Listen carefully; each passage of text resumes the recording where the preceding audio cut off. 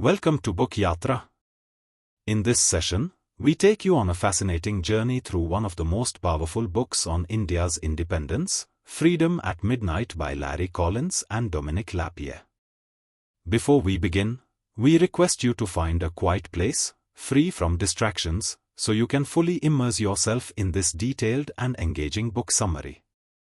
Freedom at Midnight is a compelling and dramatic account of India's independence and partition in 1947.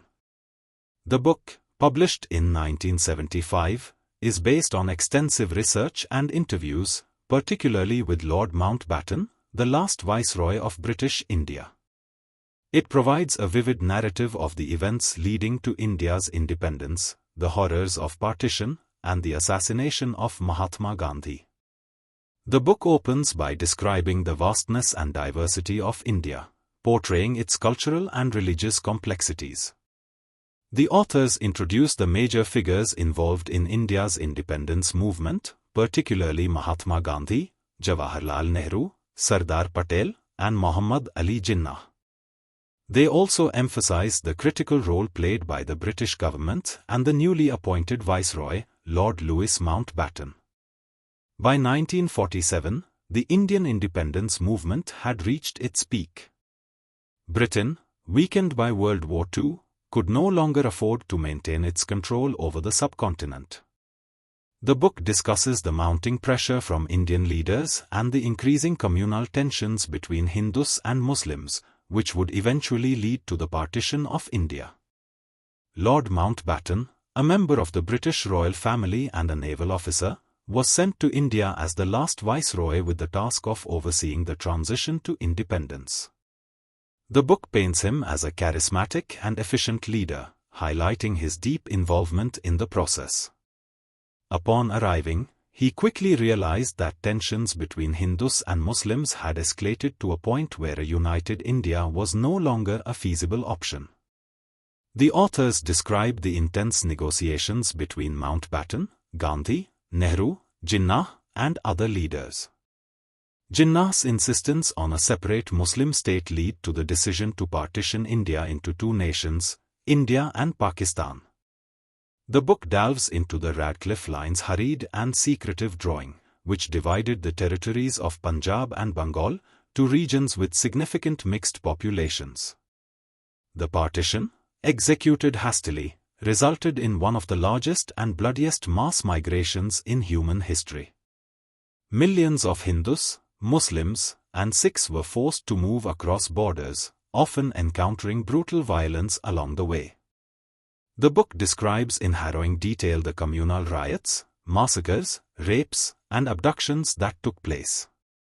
Trains full of corpses, entire villages burned, and refugees walking for miles without food or water are among the haunting images presented. Collins and Lapierre provide first-hand accounts from survivors and witnesses, making the reader experience the horror of partition through their words. They also highlight the inability of British and Indian leaders to foresee and prevent the scale of the tragedy, though Mountbatten's quick departure is sometimes criticized as a contributing factor. Throughout the book, Mahatma Gandhi emerges as a moral force striving to prevent violence. He strongly opposed partition but ultimately accepted it to avoid a greater catastrophe. In the aftermath, he undertook a fast unto death in Delhi, pressuring both Hindus and Muslims to end the bloodshed. The book recounts how Gandhi's commitment to peace and unity made him a target for Hindu extremists. On 30th January 1948, Nathuram Godse, a radical Hindu nationalist who blamed Gandhi for appeasing Muslims, assassinated him in New Delhi. The authors vividly describe the event, including Gandhi's final words, "Hey Ram."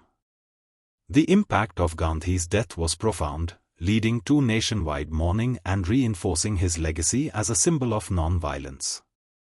The book portrays his assassination as the tragic culmination of the divisions and hatred that had consumed India. The final sections of the book explore the early days of independent India and Pakistan. Both nations faced immense challenges. Pakistan struggled with political instability, while India worked to integrate princely states and build a secular democracy.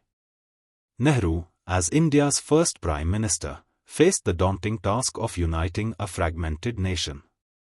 Collins and Lapierre conclude by reflecting on the significance of independence and the heavy price paid for it. While India achieved self-rule, it came at the cost of communal divisions and immense suffering. The book emphasizes both the triumph and the tragedy of 1947, making it one of the most dramatic periods in modern history. Freedom at Midnight provides a gripping, novelistic retelling of India's independence and partition. With its detailed research and vivid storytelling, the book captures the emotions, chaos, and heroism of this pivotal moment. However, it has been critiqued for its somewhat romanticized portrayal of Mountbatten and the British role in India's history.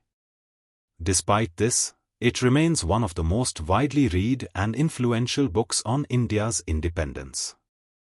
The book leaves readers with a deep understanding of the sacrifices and complexities involved in India's freedom struggle. It is not just a historical account but a tribute to the resilience of the people who lived through one of the most turbulent times in history. Thank you for listening to Book Yatra. If you enjoyed this summary, stay tuned for more insightful book discussions. Don't forget to like, share, and subscribe to Book Yatra for more literary journeys.